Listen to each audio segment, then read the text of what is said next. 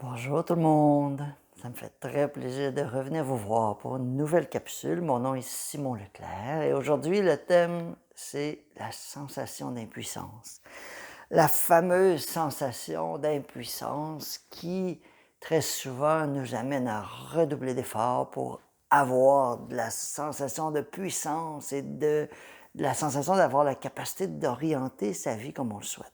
Donc, à la base, la sensation d'impuissance, pour moi, elle a un message à nous transmettre. Elle a un message très simple, c'est à partir du corps émotionnel. Il faut comprendre que quand on arrive au monde, on est très vulnérable.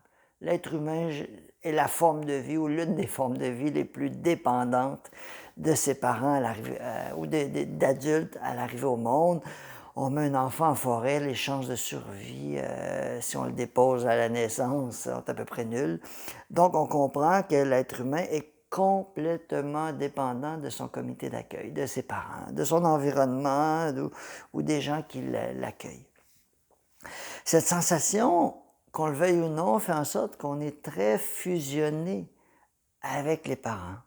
On parle de jusqu'à 6 ou 7 ans, on est lié à notre mère, mais à la base, juste l'observation qu'on dépend des parents pour à peu près tout, fait en sorte qu'on débute la vie avec une grande vulnérabilité qui fait en sorte que l'extérieur est le seul moyen, ou presque, d'arriver à transformer notre réalité. Si on a faim, on doit manifester à la maman qu'on a faim. Si on veut, si on a froid, si on est fatigué, on doit faire en sorte que l'environnement collabore à nos états d'être. Qu'on le veuille ou non, cela dépose nous fait démarrer dans la vie avec la sensation de vulnérabilité, de dépendance, qui graduellement se transforme en autonomie.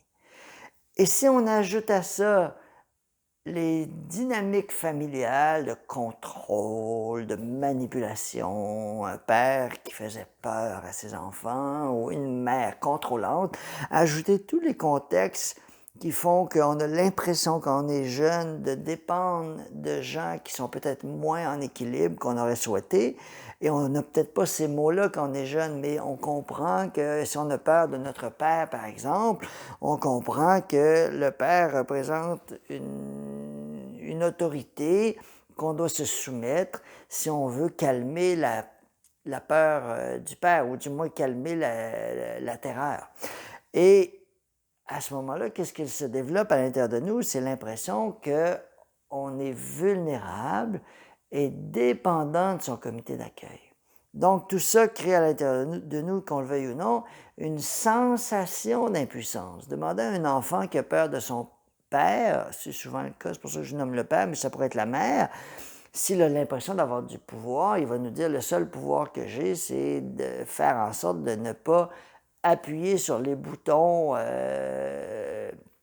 colère et être très, très soumis pour éviter la colère. L'enfant est tout petit, il n'a pas envie de stimuler la colère de ses parents, donc il va se soumettre.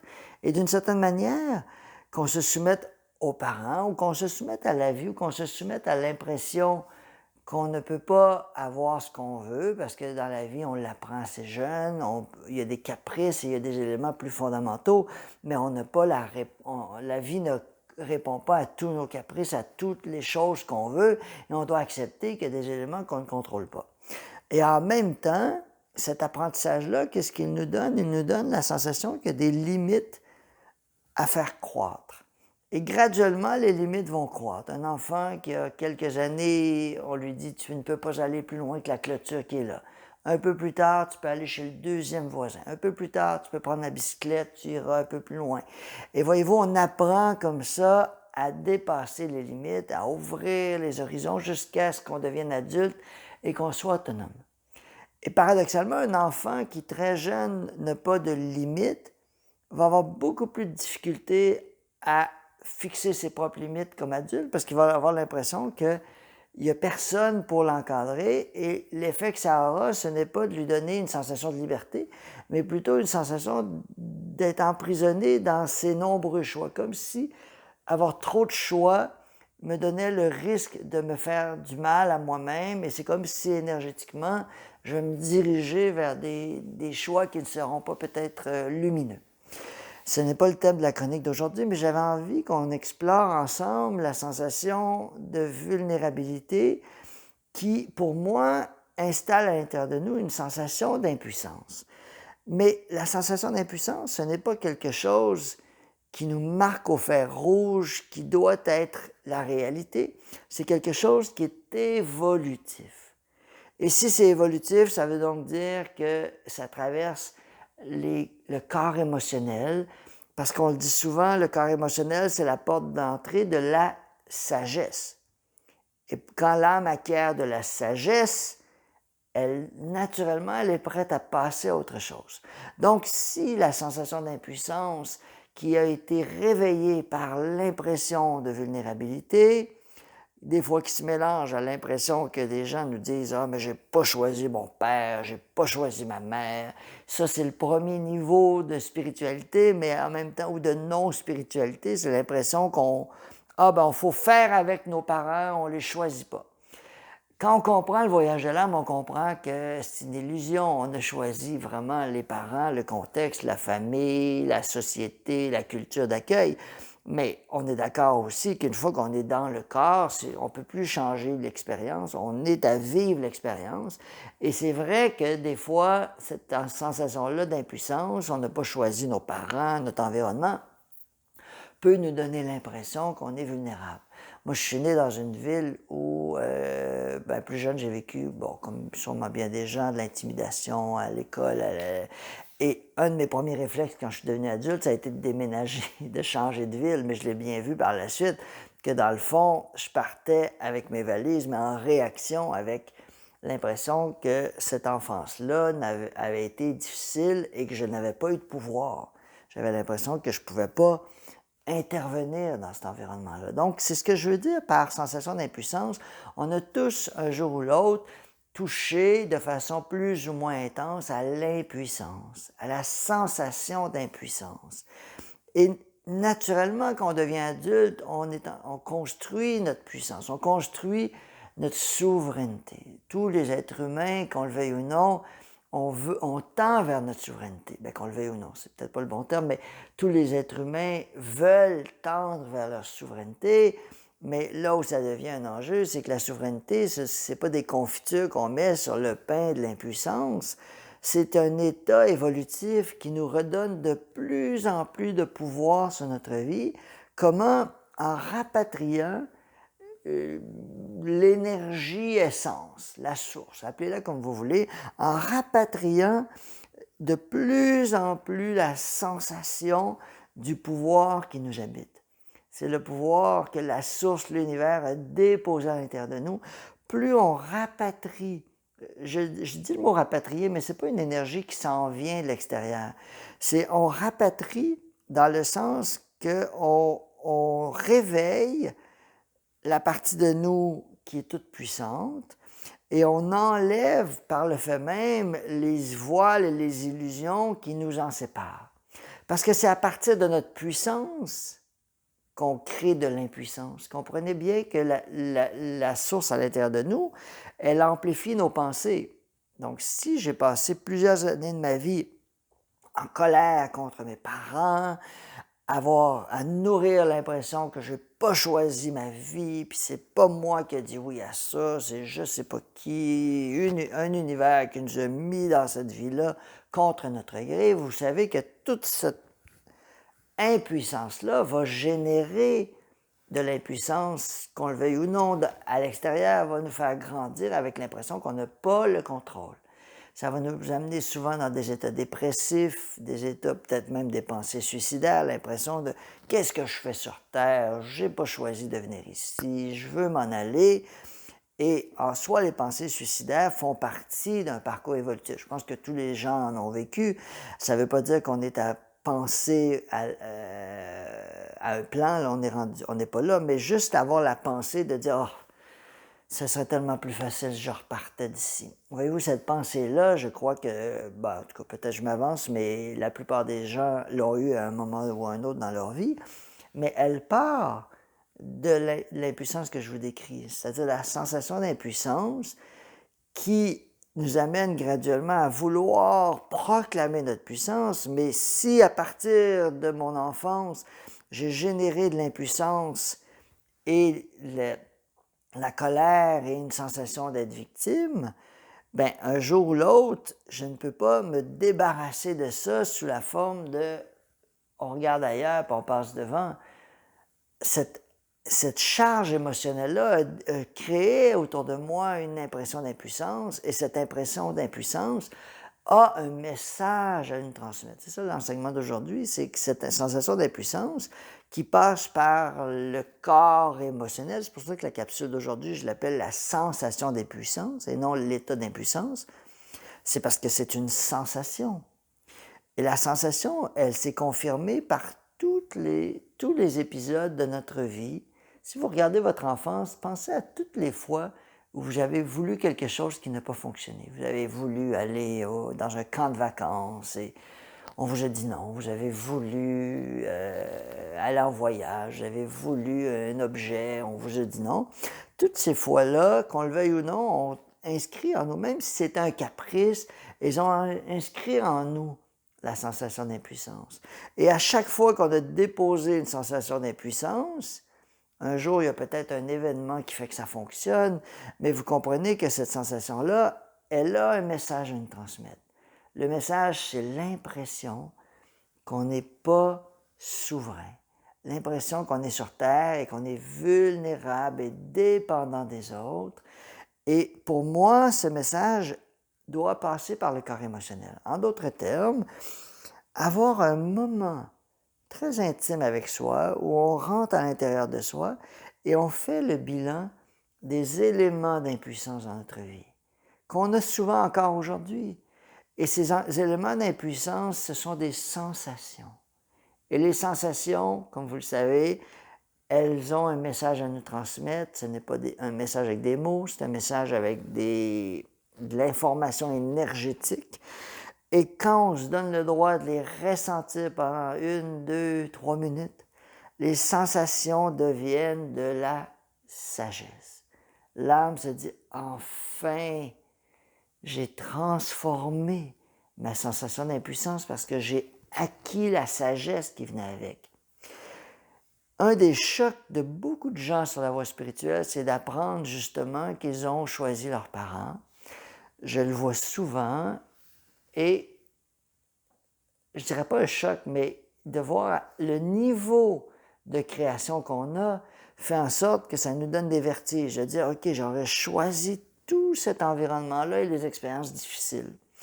En fait, je dirais plutôt que j'ai choisi mon enfance, parce que c'est pas nécessairement les parents, mais on a eu des événements difficiles qui font en sorte qu'on a choisi ça et on réalise plus tard que si c'est vrai que j'ai choisi, mais voyons, pourquoi j'aurais choisi de vivre une agression, de vivre ceci, cela? Et c'est un choc de le réaliser. Et souvent, les gens, ils veulent transformer leur vie, comme je le disais, à travers le coaching, à travers la détermination, ce qui est merveilleux, mais sans aller chercher les leçons des expériences vécues. Et à ce moment-là, pour l'âme, c'est comme si on sautait une étape. C'est comme si on disait, ah, moi, l'apprentissage de l'âme, il ne m'intéresse pas, tout ce que je veux, c'est la vie merveilleuse, peut-être. Mais l'âme, dans le parcours, elle veut aller chercher les sagesses de toutes les leçons.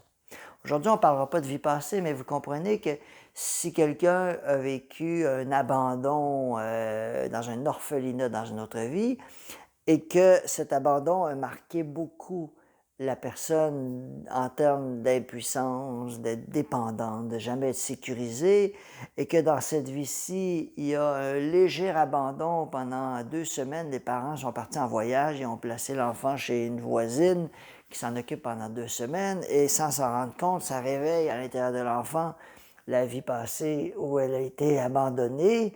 Mais vous comprenez que le premier contact avec ça, c'est une sensation. Mais l'âme ne va pas vouloir revivre l'abandon complet avec l'orphelinat, elle va vouloir réveiller la mémoire pour que la mémoire se transforme en sagesse. Tout simplement.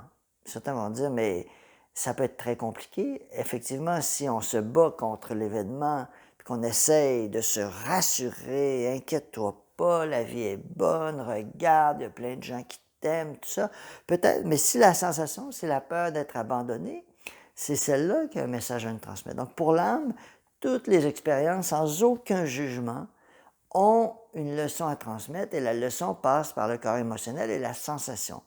Et une fois que ça c'est fait, là, on peut réécrire l'histoire. Là, on peut aller recréer sa réalité et y mettre de la toute-puissance. Et là, ça devient intéressant de comprendre notre essence, qui est un soleil dans notre cœur sacré qui amplifie nos formes pensées. Et là, on peut le diriger encore plus intensément dans la direction de ses idéaux, et c'est ça qui fait en sorte qu'on devient un être souverain sur Terre. Mais vous comprenez que la souveraineté, c'est pas, encore une fois, des confitures qu'on met sur le pain de l'impuissance.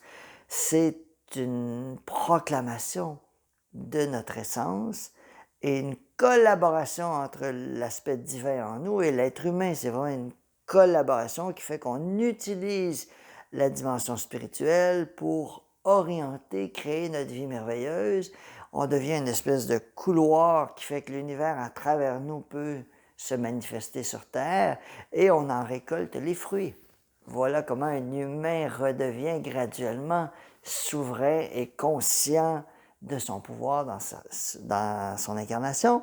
Mais tout ça n'est pas un détour pour éviter de rencontrer la sensation d'impuissance. Donc, en d'autres termes, la sensation d'impuissance, c'est un état qui nous accompagne dès la naissance.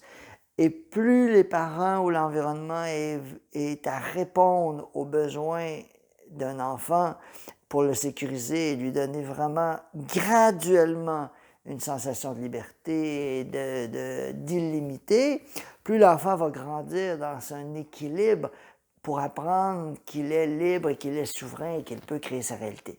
Mais en même temps, comme on sait que ça ne se passe pas toujours dans un monde idéal, ça fait en sorte qu'on va aller contacter des sensations d'impuissance par rapport à plein d'événements de notre vie, de notre enfance, qui auront laissé des marques. Et moi, mon message aujourd'hui, c'est si vous avez l'impression qu'il y a des événements de votre vie que vous n'avez pas l'impression de contrôler, prenez le temps d'aller rencontrer les moments dans votre vie où ça ne s'est pas passé comme vous avez voulu et allez ressentir la déception, le choc, la sensation d'impuissance et restez un moment avec elle. Elle a un message à vous transmettre. Et par la suite, vous allez pouvoir recréer la réalité que vous voulez en vous souvenant que à partir du cœur sacré, on a une cellule de l'univers qui nous permet d'amplifier nos formes pensées et d'en récolter les fruits dans la matière. Comment? En ressentant comme si c'était déjà réalisé. Si vous voulez venir faire mes ateliers, c'est ce qu'on travaille ensemble, c'est ce qu'on œuvre ensemble. Et ça me fait très plaisir d'accompagner aussi les gens qui veulent venir en individuel. À ce moment-là, j'utilise un outil qui est cet outil-là, l'antenne de l'échelle, pour aller lire dans le corps émotionnel et le corps mental, en fait, aller lire dans l'énergie les endroits où ça s'est bloqué. Ça va beaucoup plus vite quand j'utilise cet outil-là parce qu'on s'en va très pointu aux endroits. Puis là, on a développé une approche pour faire en sorte de transformer ces blocages-là en sagesse de façon assez accéléré, c'est peut-être pas le bon terme, mais assez efficace en tout cas, assez pointu, qui fait en sorte qu'on va aller chercher le blocage, puis on va le transformer en sagesse pour qu'ensuite on retrouve le point zéro, la page blanche, et sur la page blanche, là on peut aller déposer ce qu'on veut. Alors voilà, ça c'est les consultations individuelles que je fais. Puis les ateliers, j'ai d'ailleurs ajouté un atelier sur mon site. L'atelier est tout simple, c'est redevenir complet le livre. En fait, je me suis rendu compte qu'il y a beaucoup de gens qui veulent se rafraîchir par rapport au livre ou des gens qui m'ont dit tout simplement qu'ils ne lisaient pas. Et j'ai dit, tiens, je vais développer un atelier où on va vraiment faire le tour du livre, mais le revoir peut-être avec des questions-réponses et revoir certains chapitres importants du livre pour les remâcher autrement. Donc, si j'avais envie de venir à cet atelier-là, j'en donne un en juin. Sinon, l'atelier Redevenir souverain, qui est vraiment pour moi le prolongement de mes enseignements, j'en donne un à la fin mai et un autre en présentiel chez moi, ici, à la fin juin. Donc, si vous avez envie, vous trouverez tous les détails sur mon site et à la fin de cette capsule, je vais mettre les dates. Alors, je vous souhaite une très belle journée et une belle retrouvaille de votre sensation de toute puissance. Salutations à vous.